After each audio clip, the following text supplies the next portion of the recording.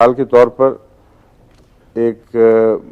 बाज़ अमराज ऐसी हैं कि जिसको प्रोग्रेस नाम उसका पता नहीं, लेकिन प्रोग्रेसिव मस्कुलर एट्रोफी कहा जा सकता है, यानी मुसलसल बढ़ने वाली आसाब की कमज़ोरी, उनकी जान ख़त्म होती जाती है। ऐसे बच्चे अमूमन बुलूगत तक पहुँचते पहुँचते मर जाते हैं, या अगर ज़िंदा रहें तो बहुत ही बदहाल में बेचारे ज़िंदा रहते हैं।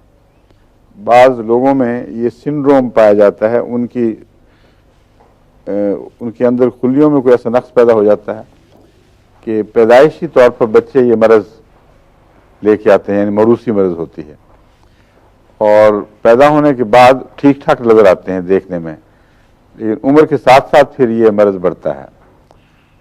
बाज़ लोगों में दिमागी तौर पर यह बात पाई जाती है कि बच्चे बड़े ज़हीन, यूं यूं उम्र बड़े पागल होते जाते हैं, और ये भी बात खानदानों में बात पाई जाती है। उम्र के साथ साथ बेवकूफ़, बजाय इसके अगल वाले हों, बेवकूफ़ होते जाते हैं, और शुरू में बेहद होशियार, तरार, तेज़। तो ये भी बातें हैं जो प्रूविंग के वक्त पेश नज़र रखनी पड़ती हैं। हर किस्म के दायरे को वसी करके, हर पहलू से नज़र रखकर बारीक बीनी से मुतालिया किया जाए। अब ऐसे शख्स, ऐसे मरीज़ के मुतालिक मैं मिसाल दे रहा हूँ। मुझे ख्याल आया कि जो एलोपैथिक दवाएं ऐसा मर्ज पैदा करती हैं, उनसे या इस्तेफादा करने की कोशिश की जाए। उसमें एक दवा है वेंटलिन, जो इसके दमे के मरीजों के लिए स्पेज़म दूर करने के लिए इस्तेमाल होती है। उसका मुझे याद है कि मैंने एक दफ़ा लिटरेचर का मुताला किया था, उसमें लिखा हुआ था कि अगर इसको ज़्यादा इस्तेमाल किया जाए और बेहतियाती से इस्तेमाल किया जाए तो दिमाग का वो हिस्सा जो मस्कुलर टोन को कायम रखता है वो मुतासर हो जाता है, और ऐसा मरीज़ रफ्ता रफ्ता उसकी टांगों में से जान निकलनी शुरू हो जाएगी, फिर ऊपर के धड़ से भी, और कांपने भी लग जाएगा। हालांकि ये कोरिया नहीं है, जो लबाशा है ये वो नहीं है, ये मरकज़ी दिमागी हिस्से की कमज़ोरी की वजह से होता है। तो उस पर मैंने यहाँ शीरी बेगम से कह के दवाई तैयार कराई। हमारे पास अभी पोटेंटाइजर नहीं मिला, उन्होंने और उनके मियाँ वो आए नहीं हुए, आज दोनों गायब हैं, भट्टी साहब।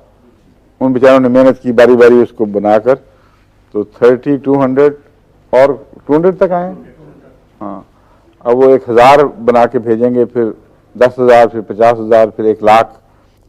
तो बाद हमारे अहमदी बच्चे ऐसे हैं, उन पर मैंने तजर्बा शुरू कर दिया है।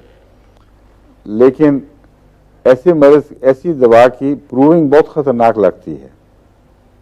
मैं वार्निंग दे रहा हूँ कि प्रूविंग में बाज़ दफ़ा आदमी अगर ये रिस्क ले कि मेरे हाथ पाँव से जान निकल जाए तो ये बड़ी सख्त है। प्रूविंग का एक और सिस्टम है जो मैं आपके सामने रख रहा हूँ, वो है क्लिनिकल प्रूविंग। और वो ये तरीक़ है कि एक जहर के मुतालिक मालूम हो, तहकीक शुदा बात हो कि वो बाज़ गहरे असरात रखता है बाज़ दिमाग के हिस्सों पर या दूसरी जगहों पर, तो उसको होम्योपैथिक पोटेंसी में ऐसे मरीजों पर इस्तेमाल किया जाए।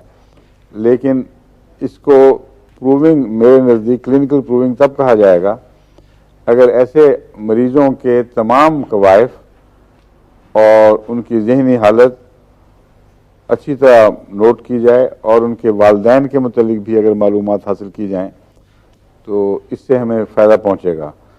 फिर वसी पैमाने पर जो तजर्बे सामने आएंगे उनको हम पढ़कर तो क्रिटिकल एनालिसिस कर सकेंगे, एक तजिया कर सकेंगे कि कौन सी चीज़ हकीकी है, कौन सी फर्जी है। प्रूविंग में फर्जी बातें भी बहुत सी आ जाती हैं। मसलन मैंगो की प्रूविंग में ये चीज़ मेरे सामने आई कि बहुत से जो जवाबात थे उनमें कुछ कदरें मुश्तरक थीं, जिसके मुताबिक मैं यकीन से कह सकता था कि ये प्रूविंग है। कुछ रोज़मर्रा के पैदा होने वाले हालात थे, ग़िज़ा में ऊँच नीच हो जाए, कुछ और ऐसी बात हो, तो वो चीज़ें पैदा होती रहती हैं। इसलिए प्रूविंग के लिए ज़रूरी है कि ज़्यादा वसी पैमाने पर तजर्बा हो। 2-3 आदमियों की प्रूविंग को प्रूविंग नहीं कहना चाहिए।